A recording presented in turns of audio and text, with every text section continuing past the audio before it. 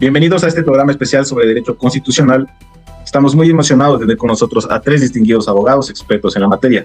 Antes de comenzar, permítanme presentarles a nuestros invitados del día de hoy. En primer lugar, tenemos a la doctora Lorena Yuma, una vasta experiencia en Derecho Constitucional y reconocimiento por su participación en casos históricos. Bienvenida, doctora Lorena. A su lado, contamos con la doctora Rosana Ramos, una especialista en Derecho Constitucional. Un placer tenerla con nosotros, doctora Ramos. Y por último, al doctor Jonathan Arrobo, un académico y destacado en Derecho Constitucional Comparado. Gracias por estar aquí, doctor Arrobo. Hoy exploraremos el contexto histórico y los cambios jurídicos que implicaron los procesos constituyentes de 1978, 1998 y 2008. Cada uno de estos eventos ha dejado una huella profunda en la historia del Ecuador. Comencemos con el proceso de 1978, doctora Lorena Yuma. ¿Podría usted proporcionarnos un resumen del contexto histórico que llevó a la necesidad de un proceso constituyente en Ecuador en 1978? Claro, buenas noches.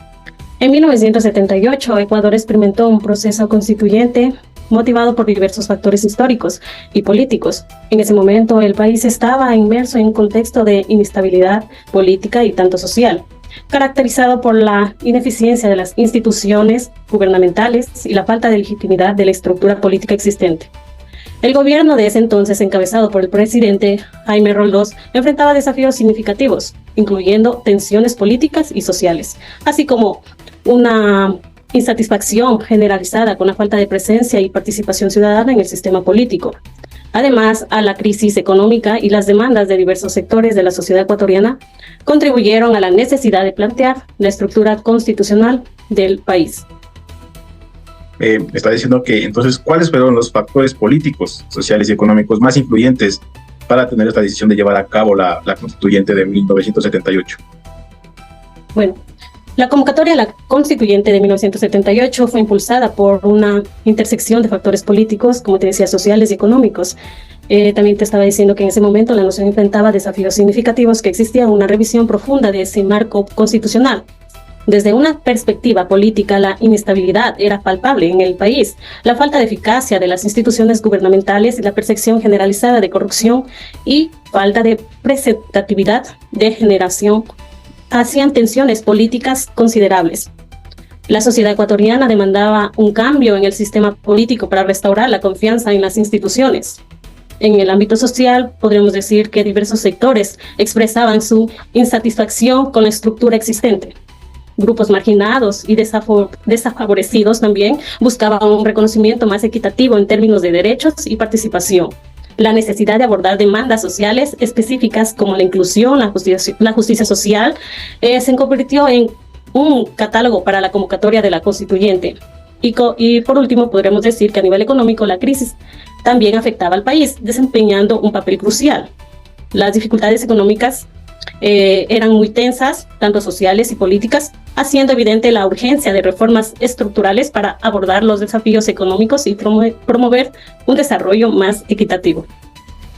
¿Cuál cree usted que fueron los cambios jurídicos más significativos introducidos durante la constituyente de 1978? ¿Cómo impactaron estos en la estructura legal del país? Bueno, durante esta constituyente se introdujeron cambios jurídicos significativos que impactaron profundamente en la estructura legal del país. Bueno, en primer lugar, se establecieron los fundamentos para una mayor protección de los derechos individuales y colectivos. Se fortaleció también la garantía de derechos civiles y políticos, como la libertad de expresión, asociación y participación política, consolidando un marco legal más amplio para la protección de los ciudadanos frente al poder del Estado. Del mismo modo, se instituyeron mecanismos para promover una mayor participación, en los procesos políticos y gubernamentales.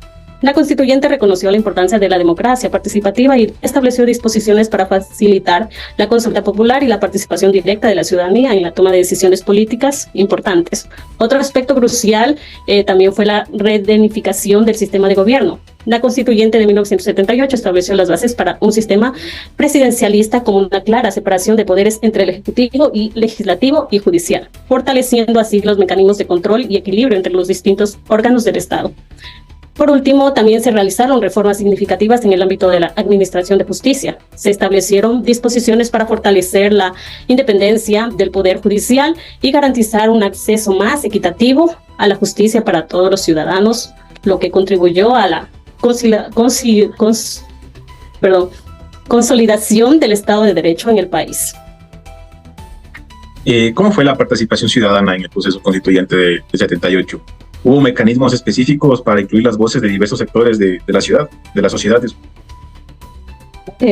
Bueno, durante este proceso se presenciaron varios esfuerzos concertados para garantizar la representativa de la participación activa de la ciudadanía en la elaboración de la nueva Constitución. Uno de los principales mecanismos para concluir las voces de diversos sectores de la sociedad fue la convocatoria a asambleas populares y audiencias públicas. Estos espacios brindaron la oportunidad a ciudadanos de diferentes ámbitos, sectores sociales para expresar sus opiniones, tomando en cuenta estas propuestas respecto a la nueva Constitución. Esta apertura, permitió que las demandas y necesidades de diversos grupos sociales fueran consideradas en el proceso constituyente. Además, se establecieron comisiones temáticas y grupos de trabajos encargados de recoger y analizar las distintas propuestas ciudadanas. Estos grupos trabajaron también en estrecha colaboración con la sociedad civil y las organizaciones sociales para garantizar la representatividad y pluralidad de las opiniones en la elaboración del texto constitucional. Y para concluir, asimismo, se promovió la participación ciudadana a través de la difusión de información y la educación cívica. ¿Cómo se comparan las disposiciones de la Constitución de 1978 con las anteriores a las que tuvo Ecuador? ¿Hubo elementos innovadores que diferencien esto de manera significativa?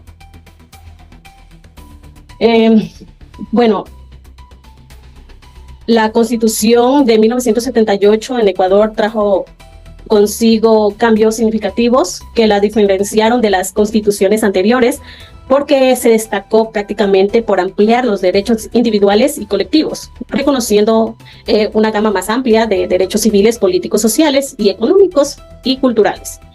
Además, se enfatizó la importancia de la participación ciudadana en la vida política y pública del país, estableciendo mecanismos para involucrar activamente a la ciudadanía en las decisiones importantes. La separación de estos poderes fue reafirmada y fortalecida con el objetivo de garantizar la independencia y autonomía de cada uno de ellos. También se hizo hincapié en la justicia social y la equidad, reconociendo la necesidad de políticas públicas para reducir las desigualdades económicas y sociales. Estos cambios contribuyeron a sentar las bases para una democracia más participativa y justa, y también equitativa en Ecuador. Los elementos introducidos en la Constitución de 1978 presentaron innovaciones significativas en el contexto constitucional ecuatoriano, marcando un cambio importante respecto a las constituciones anteriores. Muchas gracias. Estupendo repaso por este proceso del 78, doctora Lorena. Ahora pasemos al siguiente hito de nuestra historia constitucional con la doctora Roxana Ramos, en 1998. Vivimos otro momento crucial en la configuración de nuestra Constitución. Doctora Roxana Ramos, ¿cuáles fueron los antecedentes históricos que condujeron a la convocatoria de los procesos constituyentes del 98 en Ecuador? ¿Hubo eventos particulares, alguna tensión social que influyó en la decisión de emprender una nueva constituyente? Primeramente, la Constitución de 1998 debe entenderse como la culminación de una serie de procesos y de reacciones contra la Constitución de 1979, en oposición al tibio ejercicio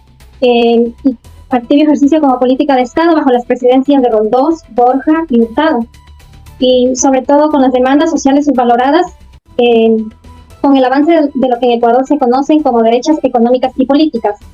Sí hubieron también cambios, condicionamientos a la Constitución Política de 1998, entre los cuales están un giro aperturista y globalizador tras el derrumbe del socialismo soviético. También está sobre la discusión en América Latina del neoliberalismo como ideología económica modernizadora que acompañó en la década de los 80 y 90 a muchos gobiernos en el continente. También está la crisis económica en toda la región y el problema de la deuda externa en distintos países. Ok, ¿cuáles eran las principales motivaciones y objetivos que se buscaba alcanzar con este proceso constituyente del 98? Primeramente, la Constitución de 1998 inició sus actividades el 20 de diciembre de 1997.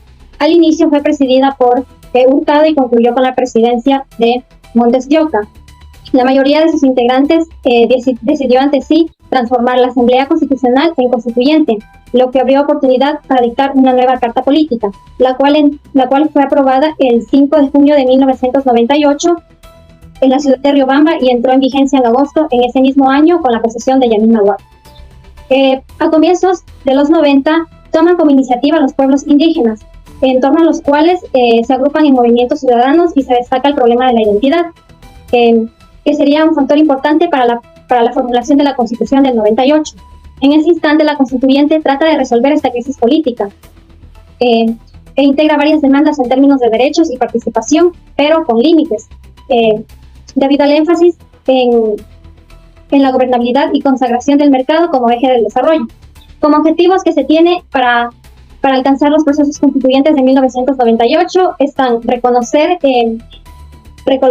la identidad étnica y de género de los actores y generar incipientes nexos entre el Estado y la sociedad civil mediante consejos de derechos. Okay. ¿Cómo se estructuró y promovió la participación ciudadana durante los procesos constituyentes? Mediante dos caminos. Primero, el Ejecutivo, en los casos de urgencia, calificados previamente por el Congreso Nacional, con el voto de la mayoría de sus integrantes, podrá someter a consulta popular la aprobación de las reformas constitucionales.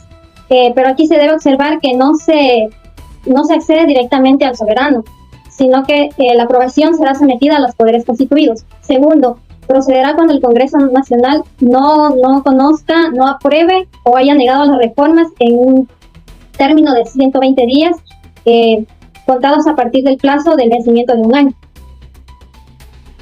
¿Cuáles fueron los cambios jurídicos más notables que se introducieron a estos procesos constituyentes?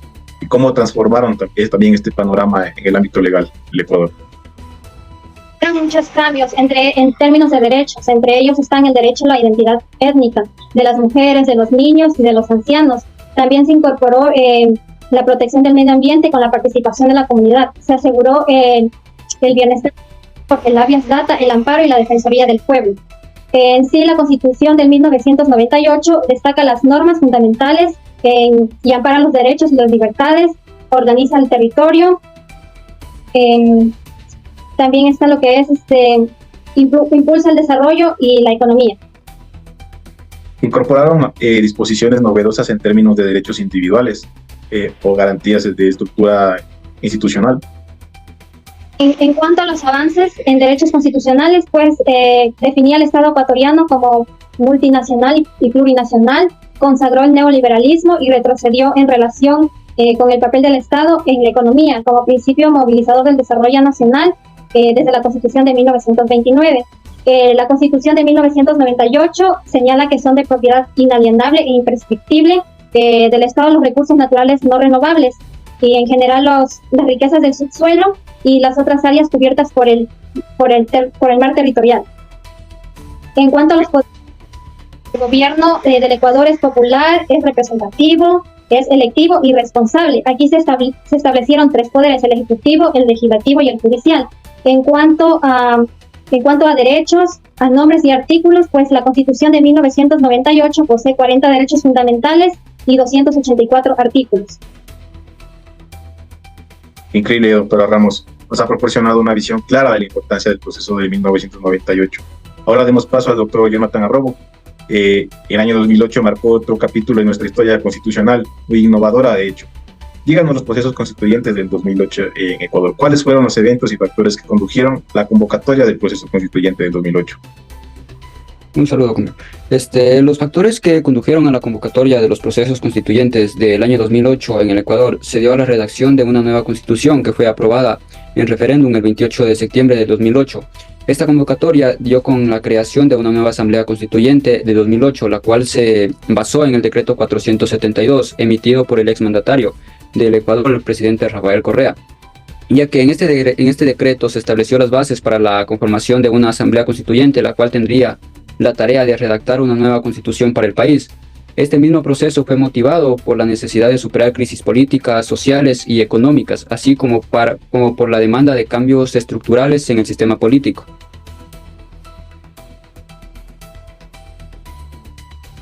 ¿Cómo se estructuró y qué poderes tuvo la Asamblea Constituyente durante el proceso de redacción de la Constitución del 2008? La estructura y poderes de la Asamblea Constituyente se encuentran definidos en el título 5 de la Constitución del año 2008.